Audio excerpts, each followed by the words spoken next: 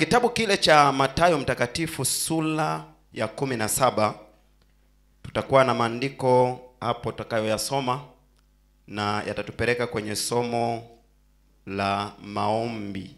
Bwana Yesu asifiwe sana. Somo letu leo ni maombi yanavyoweza kubadilisha maisha. Maombi yanavyoweza kubadilisha maisha. Kitabu hicho cha Mathayo mtakatifu sura ya 17 tutasoma wote kuanzia ule mstari wa 14 na kumalizia ule mstari wa 21. Bwana Yesu asifiwe sana. Mathayo mtakatifu sura ya 17 mstari wa 14 mpaka mstari wa 21. Basi kanisa la Mungu, naamini tumekwisha kupata, na natamani twende mbele za Mungu wote tukayasome hayo maneno ya Mungu. Na baada ya kuyasoma hayo maneno ya Mungu, basi nitakuwa ninafundisha somo la maombi yanavyoweza kubadilisha maisha. Bwana asifiwe sana. Bwana asifiwe.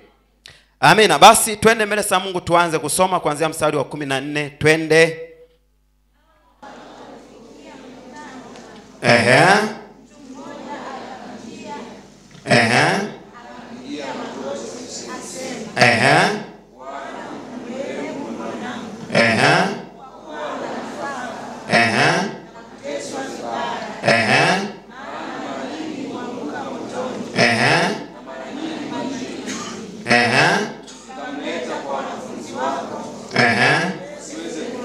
Tukaze sauti. Yesu akajibu akasema, enyi kizazi kisichoamini, kilichopotoka, mtakaa pamoja nanyi hata lini?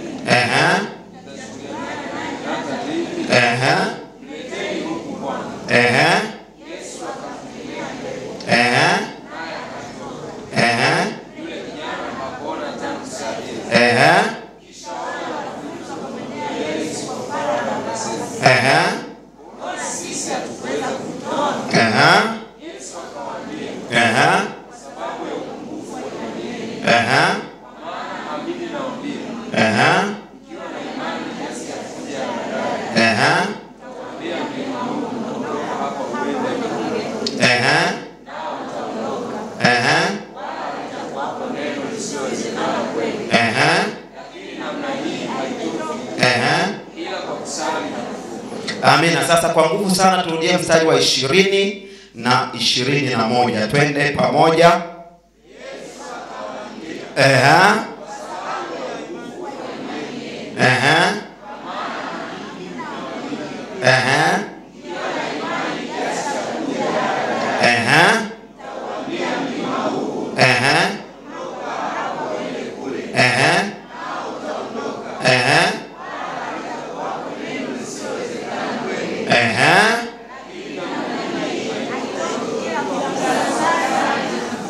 Amina. Bwana asifiwe sana. Bwana asifiwe. Kwa hiyo hayo ni maandiko ambayo yanaonyesha tendo lililofanyika katika uhalisia wake. Haukuwa mfano, lilikuwa ni tukio halisi. Lakini kabla sijafafanua, naomba nisome kwa Biblia hii mstari ule wa 20 na ule mstari wa 21, kisha nitayahubiri maandiko haya. Biblia inasema, akajibu, kwa sababu ya imani yenu ndogo. Ninawaambia kweli, mkiwa na imani ndogo kama punje ya haradali, mtawaambia mlima huu, ondoka hapa uende pale, nao utaondoka. Wala hakutakuwa na jambo lisilowezekana kwenu. Lakini hali kama hii haitoki ila kwa kuomba na kufunga. Bwana Yesu asifiwe sana. Maombi, tunajua maombi ni mawasiliano. Unawasiliana wewe mwanadamu na Mungu. Bwana asifiwe sana. Maombi ni kitu ambacho lazima tujue kabisa kwamba maombi ni mazungumzo kamili. Na wakati mwingine tumekosa kuelewa maana ya maombi, na tumekuwa ni watu ambao tunaomba maombi yasiyo na matokeo kwa sababu mtu hajui nini maana ya maombi. Wengi sana badala ya kuomba wanalalamika. Na malalamiko ni kuongea mambo usiyoyajua kwa sababu ya hali unayopitia. Kwa hiyo Mungu hapendi kuona malalamiko kwa watoto wake. Mungu anataka watoto wake waende mbele zake kwa maombi. Lakini maombi ni mazungumzo. Unatoa hoja, unaongea mambo yanayokusibu kwa Mungu aliye na uwezo wa kutatua mambo yanayokusibu. Unamwambia Mungu changamoto zako, Mungu aliye na uwezo wa kutatua changamoto. Kwa hiyo maombi ni njia mbili ya mazungumzo. Unaongea, unatarajia majibu. Bwana sana. Bwana asifiwe sana. Tunasema kwenye communication kwamba communication is a two-way direction. Hamna mazungumzo ambayo, hakuna mawasiliano yasiyokuwa na feedback. Yaani unaongea, unatarajia kujibiwa. Tunafanya application ya kazi. Unatuma maombi, unatarajia kujibiwa. Bwana asifiwe sana. Na maombi yanaweza kaja kwa majibu ya kukataliwa ama kukubaliwa ama kusubirishwa. Yote matatu yanaweza kawa ni majibu ya maombi. Kwa hiyo tunapoongelea maombi kwa Mungu, tunaongelea mazungumzo na Mungu, mawasiliano na Mungu. Hasa wengi hatuna mawasiliano na Mungu. Wengi tuna namna zetu. Unashangaa mtu anaenda mbele za Mungu ni kama Mungu anamgombeza. Unashangaa mtu anaenda mbele za Mungu ni kama Mungu amemfanyia mambo mabaya sana. Kwa hiyo anafika mbele za Mungu anaongea pasipo kujipambanua. Mungu anataka maombi ya muamini yawe ni maombi ya kujipambanua. Bwana asifiwe sana. Tunapongelea habari ya imani, imani inakuwa na mambo yanayotokana na kujipambanua kwa mtu. Sasa wengi sana watuombi maombi yenye maana. Ndio maana majibu mengi ya maombi yetu huwa tuyafuatilii. Mara baada ya kuomba mtu angalia alichokiomba na amesahau kabisa. Hata leo nikikwambia umeombea nini katika ile wiki, mtu yani haelewi. Bwana asifiwe sana. Yani akumbuke ameomba nini kwa gani. Maombi aliyoyaomba kujipanga nayo. Maombi aliyoyaomba hakujiandaa nayo. Maombi aliyoyaomba hakumwamini anayemuomba. Lakini tunaelezwa kwenye kitabu cha Waebrania sura ya 11 mstari wa 6. Anasema Mungu yupo. Na kila anayemwendea lazima amini ya kwamba yeye yupo na kwamba huwapa thawabu wamtafutao. Kwa hiyo lazima utambue kwanza Mungu yupo. Tuna maombi mengi ambayo tunayaomba lakini hatujui Mungu yupo. Kwa hiyo Mungu ili ajibu maombi lazima atambuliwe. Ndio maana Yesu anafundisha wanafunzi wake namna ya kusali. Anawaambia mnapoomba ombeni namna hii: Baba yetu uliye juu mbinguni. Bwana asifiwe. Jina lako litukuzwe. Amina. Kwa hiyo maombi yanaanza na kutambua enzi ya Mungu. Maombi yanaanza na kutambua uwepo wa anayeombwa. Maombi yanaanza na kurecognize ya kwamba Mungu ndiye ambaye namwendea. Ndiye ambaye namwendea. Katika ulimwengu wa roho kuna roho nyingi sana zinazoweza kukupatia majibu. Kuna roho nyingi sana zinazoweza kukutana wewe muda unaomba. Kuna siku moja ambapo mimi nilikuwa nimeenda katika maombi ya muda mrefu na nikakutana na mtu akanionya. Bwana asifiwe sana. Akanionya. Alikuwa ni kama mtu ambaye Mungu amemtuma, kwa sababu ni maombi ambayo nilikuwa nimepanga niombe na nikapotelea huko. Kama Mungu anitokei kwa ninayopitia, naenda kupotelea milimani, watu watanitafuta hawataniona. Kwa nimeyapanga yale maombi yangu, nimejiandaa kwenda. Kwa hiyo siku ndio kesho naenda, mtu mmoja akutana na mimi anasema kuna kitu Mungu ananiambia unaenda kufanya. Ni kitu gani? Nikamwambia naenda kwenye maombi ya muda mrefu. Natamani Mungu asipokutana na mimi nikapotelee huko. Akaniambia umesoma Biblia na kuimaliza mara ngapi? Nikamwambia ni zamani mara 2. Akasema sasa rudi kasome Biblia. Isome Biblia uimalize, irudie tena uimalize, irudie tena uimalize, ndio uende maombi yako. Bwana asifiwe sana. Nikamuuliza kwa nini unanipa mambo magumu kiasi hiki? Akaniambia katika ulimwengu wa roho mwanadamu anapofunga anajitambulisha katika mamlaka za roho zisizokula na kunywa. Kwa hiyo kule katika zile roho zina uwezo wa kumwataki roho zozote. Kwa sababu ya kutokuelewa maandiko anaweza akajikuta amebebwa na wimbi la roho chafu. Ndio maana wengi sana wanakuta wanaenda kwenye maombi lakini anarudi ana imani potofu. Anaenda kwenye maombi lakini anarudi ana msimamo mwingine. Anaenda kwenye maombi lakini anarudi anajiamini kupita hata viongozi wake. huyo mtu anakuwa amebebwa. Bwana asifiwe sana. Kwa sababu roho chafu huwa zinakuja. Na nikakumbuka Yesu alipofunga siku 40. Bwana asifiwe sana. Anapomaliza maombi yake, Biblia inasema adui akamtokea. Kabla malaika hawajaja kumsujudia, adui alimtokea. Na adui akawa anamwambia, Bwana, ikiwa wewe ni mwana wa Mungu, na anaanzaka hivyo hivyo, kwa maana wewe una upako kuliko hata mchungaji wako. Sasa ikiwa umemaliza siku 30 kavu, na mchungaji wako alifunga siku 6 kavu, ulimsikia, wewe una upako. Bwana asifiwe sana. Wewe unaweza Bwana. Sasa nenda kaangalie namna utakavyoweza. Huyo ni adui, shetani. Bwana asifiwe sana. Kwa nini? Tunapoomba tunavuta mbingu, lakini pia tunavuta kuzimu. Inakuwa karibu yetu. Ndio maana katika wingi wa kuomba sana, lazima uwe na adabu sana, lazima uwe mnyenyekevu sana, lazima uwe msomaji wa neno sana, kwa sababu maombi ni kitu hatari. Wengi tunaomba maombi ila hatujui hatari ya maombi. Unapokuwa mwombaji sana, adui anakuwa karibu sana. Bwana asifiwe sana. Kwani kwa sababu wewe ni mtu hatari sana. Na kumbuka kwamba unapopanda viwango vya maombi, maadui zako wanaokuja kwako wanapanda viwango. Yaani unapokuwa na maadui ambao ufungi kipindi hicho, ni wa kawaida, mapepo ya kawaida sana. Bwana asifiwe sana. Mapepo ya kawaida sana. Lakini kadri unavyopanda na kumsogelea Mungu, adui anaachilia mapepo mengine yenye nguvu kama levo zako. Kwa kipindi hicho lazima uelewe maombi ni mawasiliano. Bwana asifiwe sana. Bwana asifiwe sana. Na maombi yakijengwa kwenye ule msingi wa mawasiliano, maombi yanakuwa na maana. Na mwombaji anapoomba, anaomba maombi akimwamini Mungu, na anapotoka kwenye maombi ana uwezo wa kutenda mambo ambayo hayawezekani kwa akili zake, hayawezekani kwa maono yake, hayawezekani kwa nguvu zake, lakini kwa sababu anamwamini Mungu, yanawezekana kwa imani aliyoipata kwa maombi. Haleluya, pendwa katika Bwana. Sasa leo tuna mambo 4 tu kwenye somo hili la maombi yanavyoweza kubadilisha mambo. Maombi yanaweza kubadilisha mambo, yanaweza kubadilisha maisha. Kwa hiyo jambo la kwanza, maombi yanaweza kubadilisha maisha. Yanaweza kubadilisha maisha.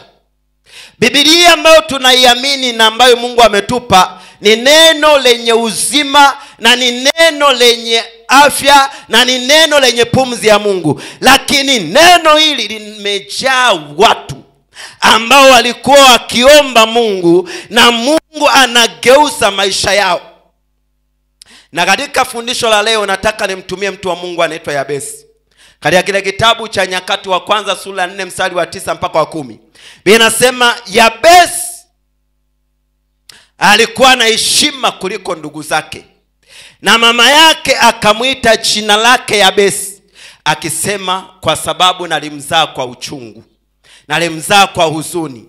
Bwana asifiwe sana. Ule mstari wa 10 anasema Yabesi akamlingana Mungu, akamlilia Mungu, akamwambia Mungu, kama utaangalia, kama utanitazama, kama utanisikia.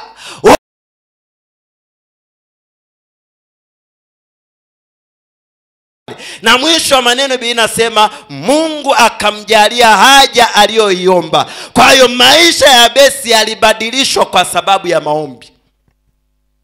Na mimi nataka nikwambie, tukitambua nguvu iliyopo kwenye maombi, kuna mambo tuna uwezo wa kuyatenda pasipo kulalamika, pasipo kukimbia, pasipo kuwazawaza, kwa sababu mamlaka tulionayo kwa Mungu ni kubwa. Mungu amekupa kitu kinaitwa funguo za mamlaka.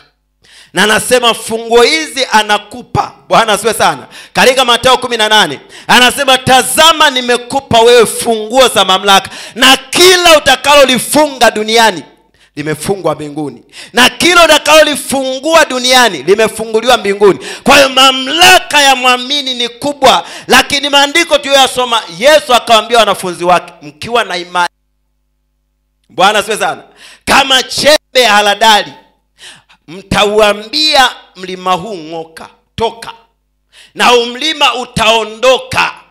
Na anamaliza anasema hakuna jambo ambalo litashindikana kwenu. Kwa hiyo sisi wana wa Mungu lazima tujue ya kwamba iko nguvu kwenye maombi, na ile nguvu inayopatikana kwa maombi ina uwezo wa kubadilisha maisha, ina uwezo wa kubadilisha mambo, ina uwezo wa kupindua kila kitu kwenye maisha yako. Shida ni nini? Imani. Bwana asifiwe sana. Wanafunzi wanamwendea Yesu, wanamwambia, Bwana, mbona hatukuweza kutoa pepo? Anaambia shida sio ninyi tu, shida ni hali yenu ya ndani. Na hali ya ndani ni ipi? Hamna imani. Bwana asifiwe sana. Wengi tunaomba Mungu, Mungu nijalie neema, nisaidie, ila hauna imani. Wengi mnamlilia Mungu, Mungu, Mungu, Mungu, lakini hauna imani. Bwana asifiwe sana. Na imani ni nini? Imani ni kuwa na uhakika wa mambo yatarajiwayo, yale ambayo umeyaendea mbele za Bwana. Lazima uamini ya kwamba Bwana ametenda na nitapokea majibu yangu. Haleluya, haleluya.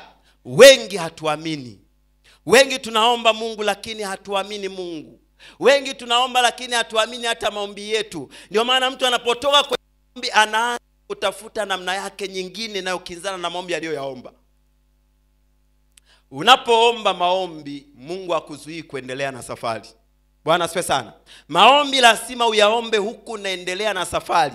Maombi lazima uyaombe huku unaendelea kuamini Mungu atatokea, na hata asipotokea, kwa sababu yeye ni Mungu anayetenda kwa mapenzi yake, mimi naamini itawezekana. Bwana asifiwe sana. Itawezekana.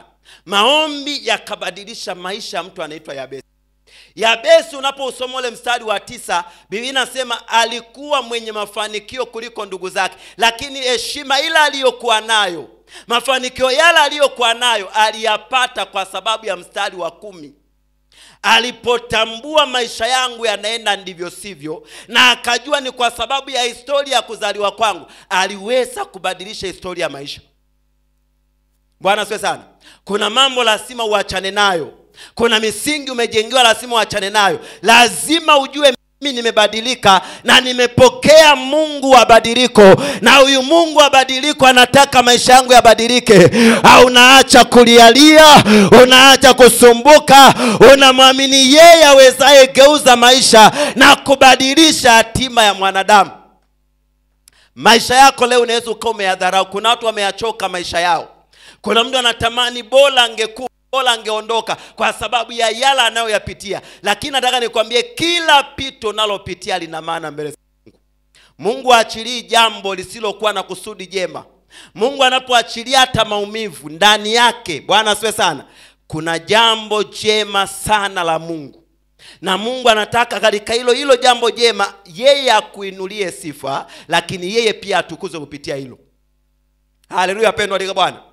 Danieli alitengenezewa tanuru la simba. Tunajua ilikuwa ni wakati mgumu, lakini Mungu anapima moyo wa mtumishi wake, anapima uadilifu wa mtumishi wake, anapima uaminifu wa mtumishi wake, anapima uchaji wa mtumishi wake. Anaachilia gumu, jaribu, na ile jaribu linakuja kwa sababu ya ile neema ya kumcha Mungu, ule utumishi anaotetea. Ungekuwa wewe ungesema, kwa nini ninavyoendelea kuomba, ninavyoendelea kumimina mbele za Mungu maisha yangu?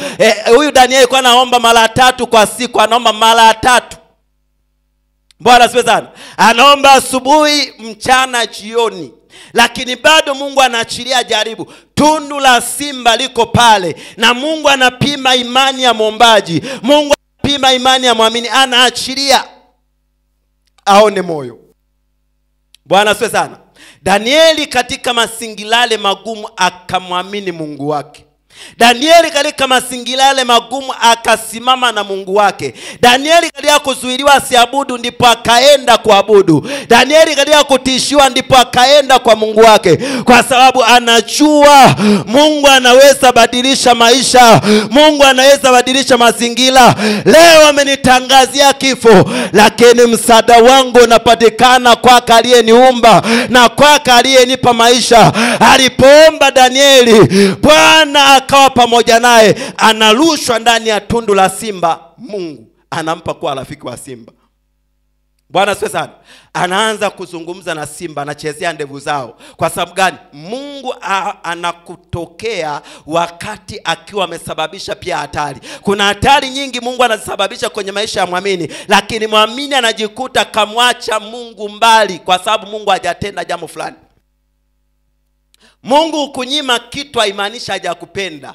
Mungu hawezi kukukuza bila majaribu. Bwana asifiwe sana. Ndio maana anatuambia katika kitabu cha Yakobo sura ya 1 mstari ule wa 2 na mstari ule wa 12, hesabuni furaha tupu mnapoangukia kwenye majaribu, na mfurahi pia mkiangukia kwenye majaribu mbali, kwa sababu kujaribiwa kwa imani yenu huleta saburi. Huleta saburi. Mungu anamkuza mtoto wake kwa njia ya majaribu, kwa njia ya magumu. Na mimi nataka nikufundishe leo, napofundisha habari ya maombi, ya kwamba usimtumaini Mungu kwa mema peke yake. Umtumaini Mungu na wakati wa machungu na maumivu, wakati wa majaribu na mapito, kwa sababu ndani ya majaribu kuna sauti ya mema. Haleluya. Ila watu isikile sauti ya mema. Hatuisikile sauti ya mema. Unapokutwa na jambo gumu zito, unakuwa umefocus kuliangalia jambo gumu zito, lakini hujafocus kumwangalia Mungu aliye hai. Kwa hiyo Yesu anawaambia wanafunzi wake kwenye kitabu cha Mathayo, anawaambia imani yenu ikiwa ndogo kama punje ya haradali. Na maana msingi ya lile neno, ukiamini ya kwamba Mungu ana uwezo wa kusaidia kwenye jambo lako, inatosha. Hauhitaji kuwa na imani mpaka unatembea unatikisika. Imani ni kuamini Mungu anaweza, Mungu anatenda, Mungu atanitokea, Mungu atanisaidia. Hiyo imani inatosha kuambia mlima ng'oka na ule mlima ukaondoka. Bwana asifiwe sana. Bwana asifiwe sana. Milima mingi ni majaribu makubwa. Majaribu yamewatoa watu kwenye nafasi zao. Majaribu yameondoa upendo wa Mungu ndani ya mioyo ya watu. Majaribu yameondoa hisia za watu wa Mungu kwa Mungu wao. Majaribu yamewatoa mbali kabisa na ile mitazamo ya kimungu. Kwa sababu gani? Majaribu. Bwana asifiwe sana. Majaribu. Kila aliyemwamini Kristo Yesu lazima apitie majaribu. Haleluya, pendwa katika Bwana. Ubatizo aliobatizwa Kristo wa mateso, anasema ninyi nanyi mtabatizwa. Amina. Ninyi nanyi mtabatizwa. Kwa hiyo huwezi ukwepa ule ubatizo wa moto. Ubatizo wa moto ni changamoto, na kazi ya zile changamoto huwa zinatukuza, zinatupa misuli ya ndani, zinatupa misuli ya kutawala, zinatupa misuli ya kumiliki, zinatupa misuli ya kupeleka mbali injili ya Kristo pasipo hofu. Haleluya, pendwa katika Bwana. Mungu andai watoto teketeke, wenye kutishwa nyau, mtu anaanguka chini. Mtu anakimbia tu kilio cha popo usiku. Mtu anakimbia kilio cha bundi usiku. Bundi. Bwana asifiwe sana. Mtu anakimbia panya wanapishana ndani ya nyumba yake. Hofu zile zimejaa. Na hakuna mtu mwenye hofu anayekamilisha jambo kubwa. Kila mmoja ambaye utamkuta amekamilisha jambo kubwa, amefuzu katika elimu ya kupambana na hofu ya maisha. Ana uwezo wa kuaddress mambo magumu. Bwana asifiwe sana. Kwa confidence ya ndani. Ana ujasiri wa ndani. Ule ujasiri wa ndani haufundishwi darasani waambia sasa ili uwe jasiri kaza uso. Haipo. Bwana asifiwe sana. Mungu atakuletea majaribu. Mungu atakuletea misukosuko. Mungu atakuletea disappointment. Mungu atakuletea matarajio yako kutokufikiwa kwa wakati. Mungu atakunyima vingine vilivyokuwa haki yako kupewa. Lengo anakupima moyo wako ujue kutikiswa na kustahimili mtikisiko. Bwana asifiwe sana. Bwana asifiwe. Imani inalindwa. Bwana asifiwe sana. Na imani lazima uilinde kwa gharama ya maisha. Usilinde imani kinyonge kinyonge. Linda imani kwa gharama ya maisha. Uwe tayari hata kufa. Wengi sana hatuko tayari hata kufa, ndio maana tunataka Mungu atubembeleze tete ya. Mungu hayuko hivyo. Bwana asifiwe sana. Mungu anaandaa majemedali. Mungu anaandaa makamanda. Mungu anaandaa watu wa kuziamuru nyakati zibadilike. Mungu anaandaa watu wa kuamuru mazingira yabadilike. Mungu anaandaa watu wa kuamuru maisha yabadilike. Kwa hiyo haijalishi hali ya maisha yako ilivyo, umeamua kukaa hivyo hivyo, lakini Bwana anakwambia tena leo, amua kubadilisha maisha yako. Na nyenzo ya kubadilisha maisha ni moja: uzame zaidi kwa Bwana Mungu wako. Umlingane Bwana kwa gharama. Umlilie yeye aweze kutenda makubwa. Umlilie yeye anayeweza kupigana na mazingira yako. Bwana asifiwe sana. Usijihurumie kwenye maisha, utapoteza mengi. Lazima ufanye maamuzi. Lazima ufanye maamuzi. Maisha yamejaa kufanya maamuzi. Safari ya wana Israeli ilijaa kufanya maamuzi. Tumekutana na jangwa, hakuna maji, maamuzi. Tumekutana bahari ya Shamu, hakuna njia, maamuzi. Tumekutana kuta za Yeriko, hakuna kuvunja kuta nene, maamuzi. Na maamuzi ni kwamba walikuwa wakimrudia Mungu na Mungu anaonyesha njia. Wengi kwenye maisha yao hawana muda wa kumrudia Mungu, Mungu aonyeshe njia. Bwana asifiwe sana. Mungu aonyeshe njia. Wakati wa mapambano mazito ya moyo wako na akili yako, mweke Mungu mezani. Na hakuna maombi yanayosikika kwa sauti kubwa japo uneni kama maombi ya wakati mgumu. Kwa sababu Mungu yuko pamoja na wewe. Anasema unapopita taabuni yuko pamoja na wewe. Unapopita katika bonde la uvuli wa mauti yuko pamoja na wewe. Unapopita katika mito mingi ya kugarikisha Mungu yuko pale. Unapopita katika miali ya moto Mungu yuko pale. Kwa hiyo wakati ule Mungu yuko very concerned na nini unawaza. Ndio maana wakati ule wa majaribu mazito, neno tu hata kabla halijatoka, kwa sababu limetoka kwenye zingatio ya nia ya ndani, Mungu ana uwezo wa kuhukumu. Bwana asifiwe sana. Nebukadneza alikuwa amesimama tu kwenye jumba lake, anawaza fahari alionayo. Anawaza jinsi alivyoujenga mji mkubwa ule. Lakini Biblia inasema kabla neno halijatoka. Kwa nini kabla halijatoka? Ni kwa sababu limetoka kwenye zingatio la utu wote. Mtu amechiona ile kujenga mji ni yeye, ni kwa nguvu zake, hajamtambua Mungu. Mungu anahukumu. Ndipo wakati ambapo unapitia moto, joto kali, lazima ndani ya moyo wako kumbuka Mungu. Bwana asifiwe sana. Lazima ndani ya moyo wako kumbuka Mungu. Wakati unauma kabisa, uko kwenye ile critical condition, upo kwenye ile hali mbaya, jaa Mungu. Bwana asifiwe sana. Jaa Mungu, kwa sababu Mungu ndiye maisha yako. Na Mungu huruhusu mambo kutupima. Na sio kwamba kuna vitu vingine vinakuja kwa ajili ya kutuondolea maisha. Kuna mambo Mungu anaruhusu kwa ajili ya maisha yetu. Bwana asifiwe sana. Bwana asifiwe. Lazaro aliumwa akafa. Mungu alikuwa anaangalia. Yesu alikuwepo, lakini hakuwahi, kwa sababu anajua ugonjwa huu sio wa mauti. Lakini ugonjwa ule usiokuwa mauti umepelekea mauti ya mtu hayupo.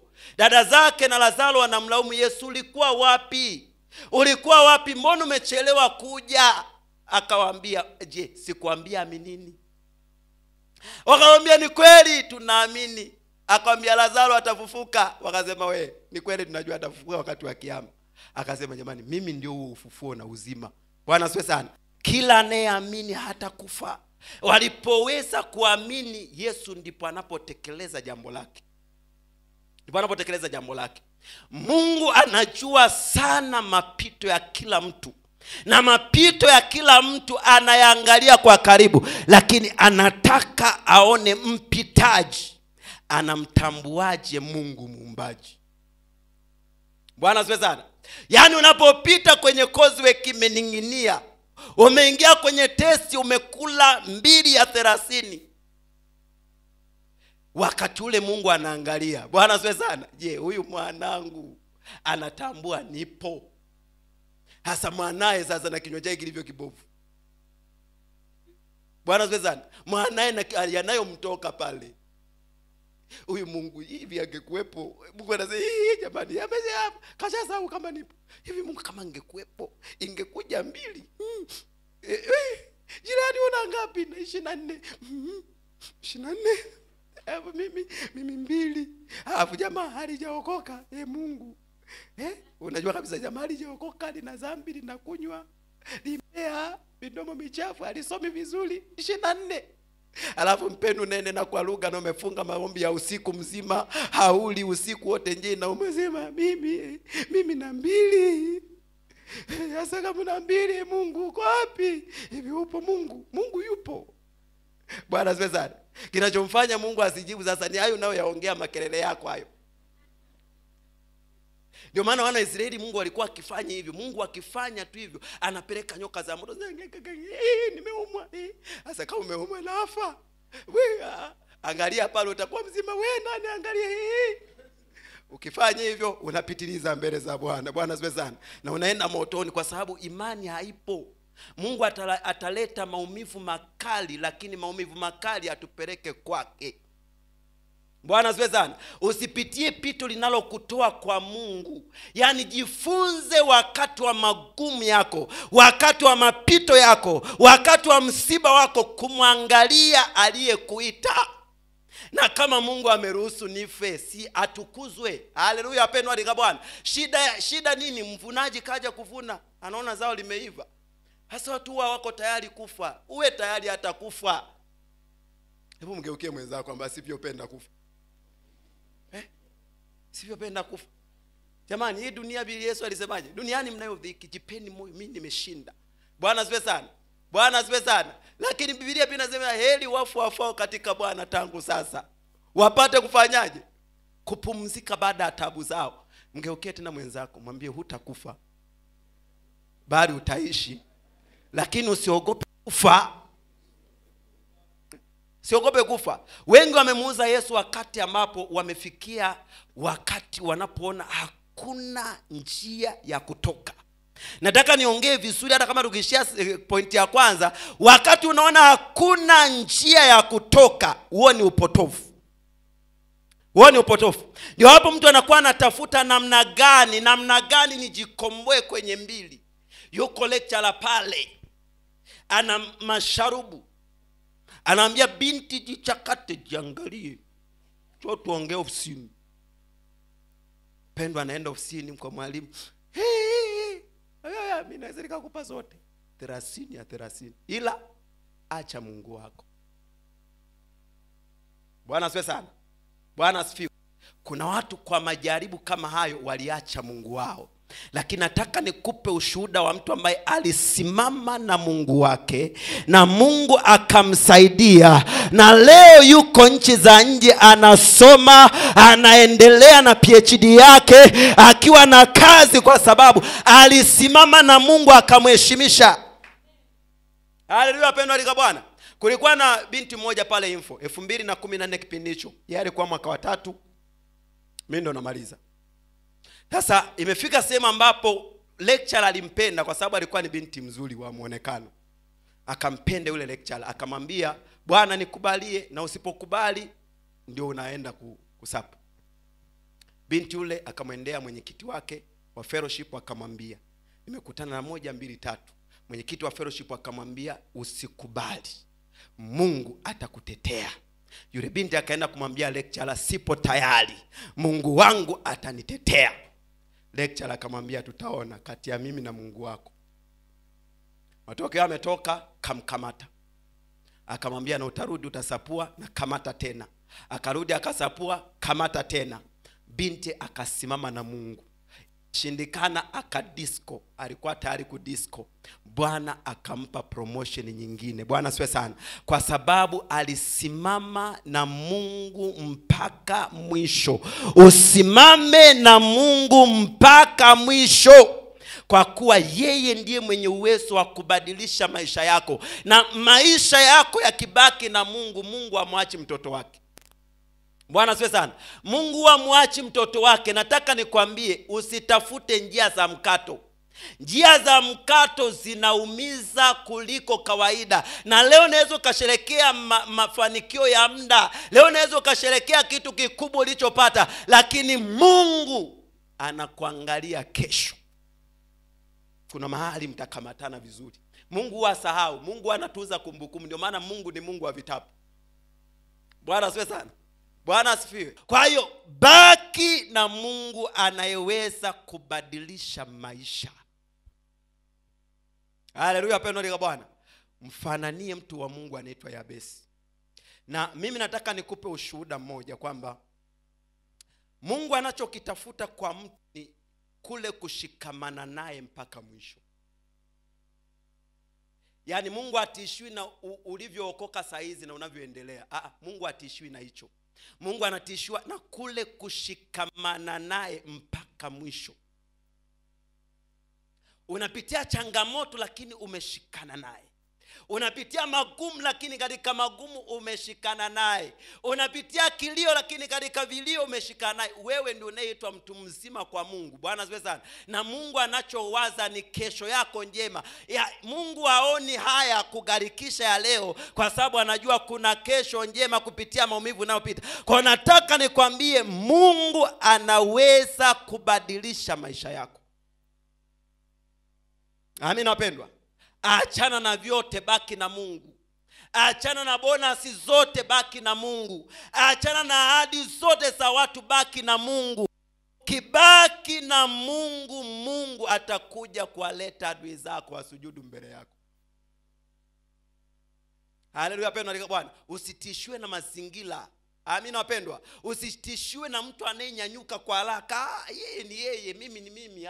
Pendo la Bwana. Kwa hiyo Mungu ana majira ya kila mtu. Mungu ana wakati wa kila mtu. Kwa hiyo maisha yako yatabadilika pale unapooana na Mungu kwa maombi. Mungu. Unakutana na changamoto nzito, Mungu unamweka pembeni. Unakutana na majaribu mazito, Mungu unamweka pembeni. Mungu awe Mungu nyakati zote za maisha yako. Haleluya pendwa. Danieli yule alishinda, akabadilisha maisha ya taifa zima. Shadraka, Meshaki na Abednego walishinda, wakabadilisha maisha ya taifa zima. Na wewe ushinde, ubadilishe maisha ya taifa zima. Amina wapendwa katika Bwana. Mungu anapenda majemedari, mashujaa. Na ndio maana amekuita katika nafasi ya kuwatengeneza watu wawe wanafunzi wake. Amekuita katika nafasi ya kuwafanya wengine wamjue. Amekupa katika nafasi ya kufanya mambo makubwa mno. Lakini washirika leo tumekuwa ni watu tegemezi sana wa mambo ya rohoni. Lakini Mungu anakuambia kila aminie ameitwa kwa kufanya maajabu.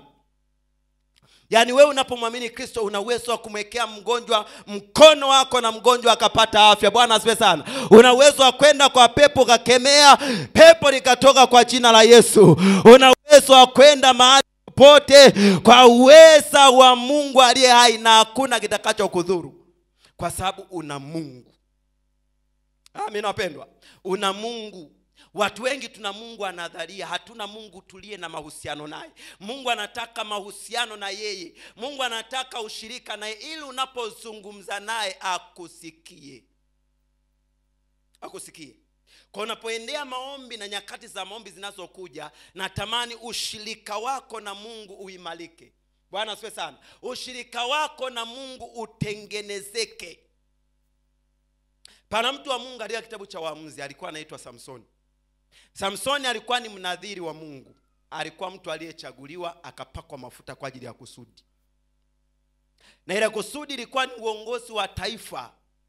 Aliweze kulivusha kwenye mikono ya Wamidiani waliokuwa maadui zao. Na kipindi hicho Wamidiani ndio waliokuwa na tawala, wanawatumikisha taifa la Israeli. Lakini Samsoni Mungu akamwandaa kwa ajili ya kukomboa taifa. Na Biblia inasema kwamba ikafika sehemu Mungu akakosa namna ya kuwaandama Wamidiani. Biblia inasema akatafuta kisa cha Samsoni na Wamidiani. Kwa Samsoni akampenda binti wa Midiani, akaenda kumuoa. Na pale pale kisa ikaanza kutokea. Na Mungu akawapiga Wamidiani kwa mkono wa Samsoni, wakaangamia watu wengi sana. Ukisoma hicho kitabu cha Waamuzi. Lakini katika kuangamia kwao yale watu wengi sana, Mungu bado alikuwa na Samsoni hadi ule wakati ambapo Samsoni amemkosea Mungu. Bwana asifiwe sana. Nguvu zake zikaondoka kwa kukatwa nywele zake. Lakini nafika sehemu Samsoni, kwa sababu ya maisha mengine ambayo amekwisha kuingia ya utumwa mzito, akaamua kumlingana Mungu na kumwomba Mungu. Anaomba maombi mafupi sana. Akamwambia Mungu, mara hii tu nikumbuke. Bwana asifiwe sana. Mara hii tu nikumbuke, ukanipe nguvu tena. Kwa hiyo maombi ya wakati ule yaliweza kumpa maisha mengine Samsoni. Na kwa Samsoni alichagua maisha ya kufa na taifa lile la waovu. Bwana asifiwe sana. Mungu alimpa kile ameomba kwa ajili ya kutimiza kusudi la wakati. Maombi yana uwezo wa kubadilisha maisha. Maisha yako inawezekana leo umekata tamaa, moyo umeshuka, na wakati mwingine uone kama Mungu yupo. Mungu yupo. Bwana asifiwe sana. Na Mungu atakusaidia kufikia yale anataka ufikie. Na kwa sababu ya muda nataka tumalizie hapo. Mathayo 17:21 tulioisoma.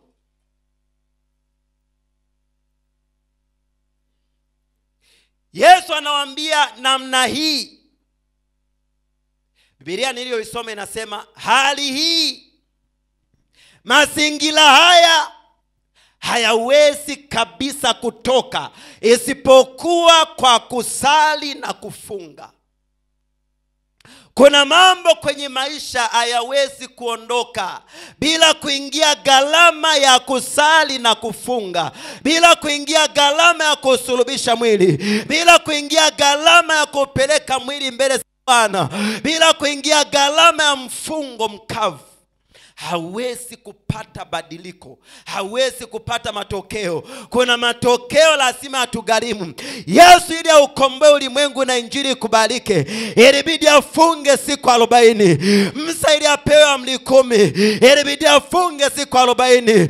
Elia ili azuie mvua, ilibidi afunge siku 40. Lakini Mungu wao aliweza kutokea, na Mungu wao aliweza kufanya.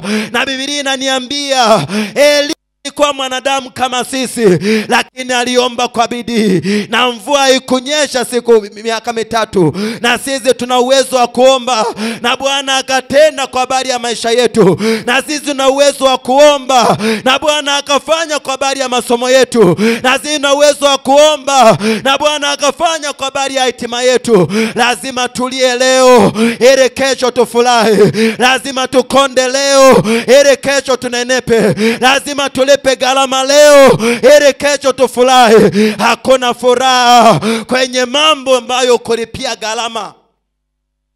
Kila ambacho hujalipia gharama kitakutesa, kitakunyanyasa, kitakunyanyapaa, kitakushinda, kitakuisha. Lakini chochote ambacho umelipia gharama kitakupa furaha. Bwana asifiwe sana. Kitakupa furaha. Mungu anataka badilishe maisha yako. Ili abadilishe maisha yako lazima umwendee. Lazima uende mbele zake. Lazima umlilie Mungu. Lazima uandamane kwenye kiti chake. Lazima mwambie Mungu, niko hapa, nina 1 2 3 4. Na ndio maana natamani sana kila mmoja uyaombe maisha yako kabla hujayafikia. Uombe familia yako kabla hujaifikia. Uombe ndoa yako kabla hujaifikia. Uombe kazi yako kabla hujaifikia. Uombe biashara yako kabla hujaifikia. Uombe ukuu wako kabla hujaufikia. Ili unapofika kule ukauhimili. Ili unapofika kule ukaweze kutawala. Ili unapofika kule ukafurahia alichokupa Mungu. Ombea leo mambo yako. Ombea leo familia yako. Ombea leo afya yako. Ombea leo akili yako. Ombea leo mipango yako. Ombea leo masomo yako. Bwana aonaye sirini atakujazi kwa jina la Yesu.